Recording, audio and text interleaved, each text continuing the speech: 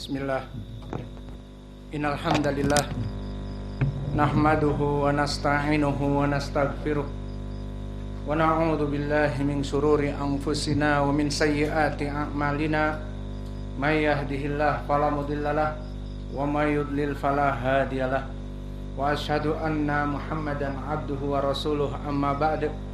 Alhamdulillah fi hadhihi lailah tsalits wa isrun min syahri Ramadan 1443. Maka pada kesempatan malam ini, malam ke-23 Ramadan 1443 Hijriah, yang mana para santri semuanya beriktikaf dan kita selesai dari sholat tarawih dan selesai dari pelajaran, maka kita lanjutkan kajian di Fakultas Ilmu Fiqih dalam pembahasan kitab Umdatul Ahkam, yang mana kita berijtihad di malam ini. Diharapkan malam ke-23 ini adalah malam Lailatul Qadar. Apa keutamaan Lailatul Qadar ya Bagus? Apa keutamaannya? Apa di Al-Quran disebutkan? Khairun min alfi syahr, bahwa Lailatul Qadar adalah lebih baik daripada 1000 bulan, maka sekitar 84 tahun. Disebutkan oleh para ulama, keutamaan di sini adalah keutamaan jika dibanding dari waktu saja, maka ibadah satu malam yang diberikan taufik oleh Allah dengan penuh keikhlasan, mulai dari sholat maghrib dan isya dan berbuka puasa masuk malam, dan belajar dari thalabul ilm dan sholat tarawih, maka jika diberikan taufik oleh Allah seseorang mengerjakan waktu-waktunya untuk beribadah kepada Allah, maka ibadah satu malam di malam Lailatul Qadar lebih baik daripada 1000 bulan, sekitar 83 tahun atau 84 tahun. Seseorang 84 tahun terus menerus beribadah, sama seperti malam ini. Jika Allah takdirkan malam ini malam ke-23, malam ganjil dari sepertiga malam terakhir, maka banyak di dalam hadis-hadis yang muttafaqun alaih, taharru bil autar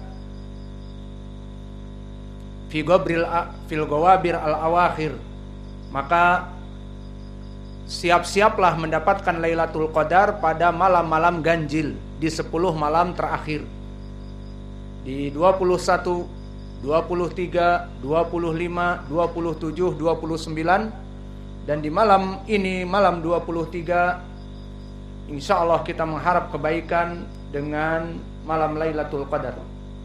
Maka sekarang kita masuk kepada pelajaran. Sebelum kita masuk kepada pelajaran, dipersilahkan kepada ikhwanuna untuk mentasmi al-matan. Barakallahu fikum.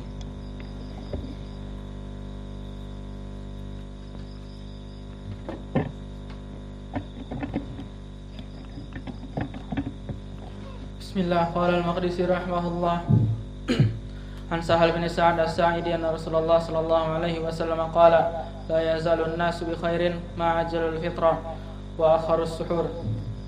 وعن عمر بن الخطاب رضي الله عنه قال قال رسول الله صلى الله عليه وسلم إذا أقبل الليل من ها هنا وأدبر النهار من ها هنا وغربت الشمس فقد أفطر الصائم.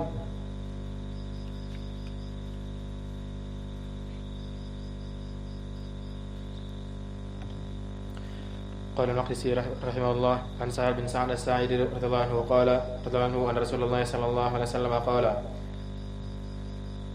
لا يزال الناس بخير ما عجل الفطرة وآخر السحور.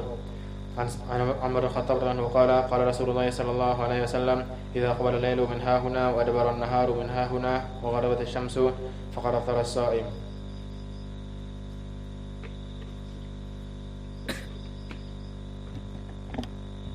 Bismillahirrahmanirrahim. Qala al-Maqdisi rahimahullah an Sa'al bin Sa'ad as-Sa'idi radhiyallahu anhu anna Rasulullah sallallahu alaihi wasallam qala la yazalun nas bi khairin ma ajjalul fitrah wa akhras suhur. Wa an Umar bin Khattab radhiyallahu anhu qala qala Rasulullah sallallahu alaihi wasallam idza aqbala al-lail min hahuna wa adbara an-nahar min hahuna wa gharabatis syams faqad aftara as-shaim.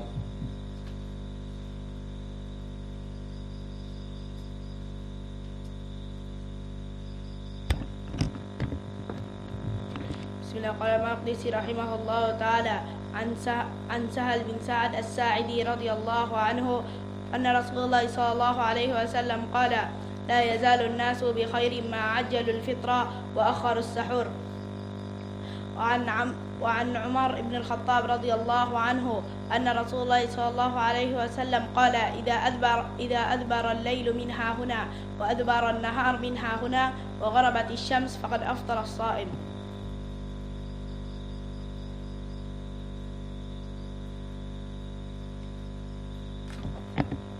Bismillah. Qala al-mu'allif rahimahullahu ta'ala an Sa'id bin Sa'id as-Sa'idi radhiyallahu anhu anna Rasulullah sallallahu alaihi wasallam qala la yazalu an-nasu bi khairin ma ajjalu al-fitr wa akharu as-sahur.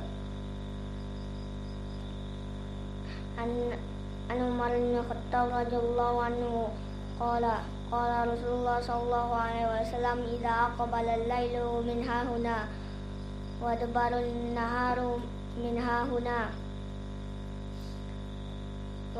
faqad aftaras wa gharabatus syamsu faqad aftara as-shaim.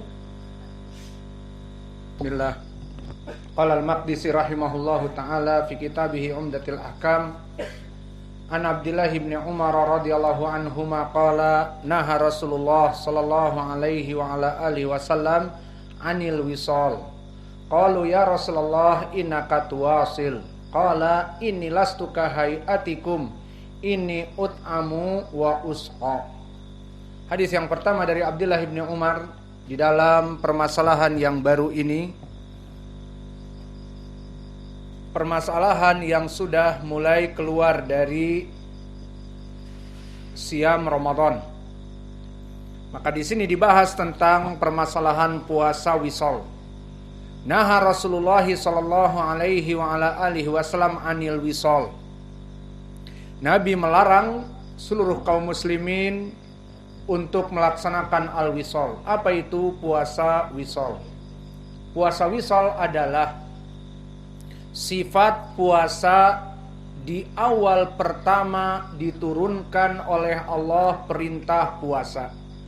Sehingga kesimpulannya barakallahu fikum, puasa yang dilakukan sekarang itu berbeda dengan puasa di awal turun perintah puasa di Al-Quran. Kutiba alaikumus siyam kama kutiba alal ladina min qablikum la'allakum tattaqun.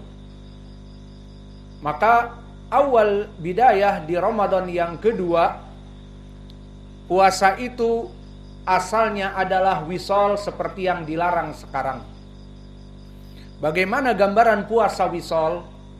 Puasa wisol adalah seseorang berpuasa mulai dari maghrib dia berbuka, kemudian setelah isya terus berbuka setelah isya, ataupun setelah seseorang tertidur, jika dia tertidur sebelum isya ataupun setelah salat isya, maka setelah itu diharamkan untuk makan.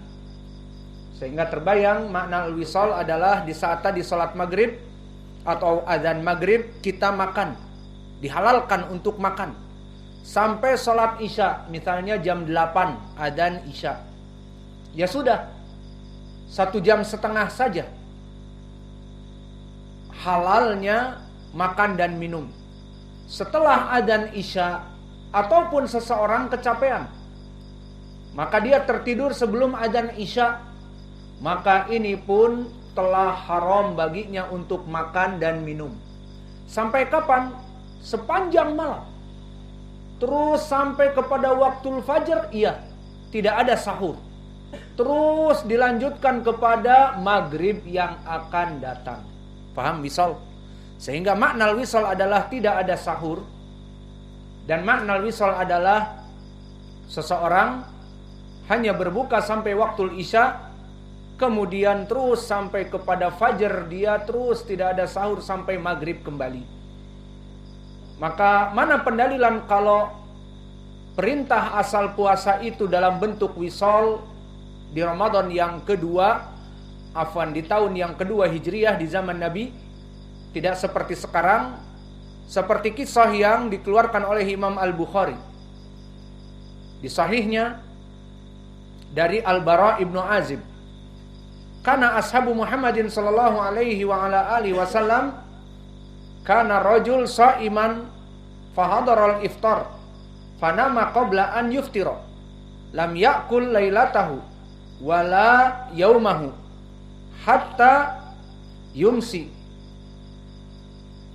Kesimpulannya, di dalam hadis ini disebutkan bahwa pada zaman itu semua kaum muslimin melaksanakan waktul iftar, kemudian jika dia tertidur maka dia tidak boleh untuk berbuka.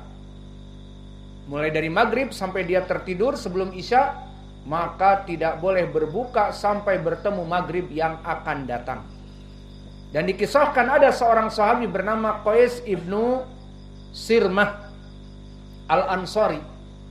Qais ibnu Sirmah al-Ansari kana sha'iman. Falamma hadara al-iftar ata imra'atahu faqala laha a'indaki ta'amun? Qalat la. Walakin antaliqu fa'atlubu laka wa kana yaumahu ya'mal faghalabahu ainah. Bahwa Qais ibnu Sirmah dulu seorang kuli bangunan. Terbayang kuli bangunan di zaman Nabi di Madinah yang sangat panas, sangat melelahkan, dan dia berpuasa. Maka kemudian setelah maghrib dia datang kepada istrinya meminta untuk berbuka, maka tidak ada makanan karena para sahabat di zaman dahulu kebanyakan fakir, fuqara. Kemudian dikatakan oleh istrinya, fa'atlubu laka, maka aku akan meminta, mungkin kepada keluarganya meminta. Dan pada saat itu Qais dalam keadaan lelah karena bekerja keras menjadi kuli bangunan. Akhirnya menunggu dan menunggu dan menunggu dalam keadaan kelaparan, akhirnya tertidur. Kalau tertidur berarti bagaimana? Haram makanan. Seperti masuk waktu isya atau tertidur.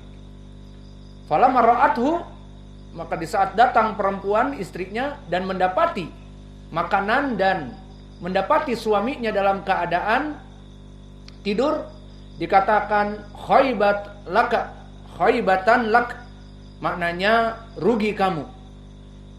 Kenapa? Karena dia tidak boleh makan malamnya, sahur tidak boleh, ketemu lagi nanti maghrib. Maka disebutkan falaman tasafan nahar ghusya alaih. Maka di saat dia menjadi kuli di hari yang kedua keesoknya tanpa berbuka karena ketiduran, maka di tengah siang diterik matahari yang keras di Madinah, panas sekali. Maka akhirnya dia jatuh pingsan. Terlalu lemah badannya. Maka fadzukira dzalika lin-nabi, disebutkan kepada Nabi perkara ini. Maka turunlah ayat-ayat yang menjadi puasa itu seperti di zaman sekarang dan tidak boleh lagi wisol. Dan ini rahmatan dari Allah kepada hambanya. Turun ayat apa? Uhilla lakum lailatas siyam arrafatu ila nisaikum. Maka boleh seorang laki-laki menyetubuhi istrinya di malam-malam Ramadan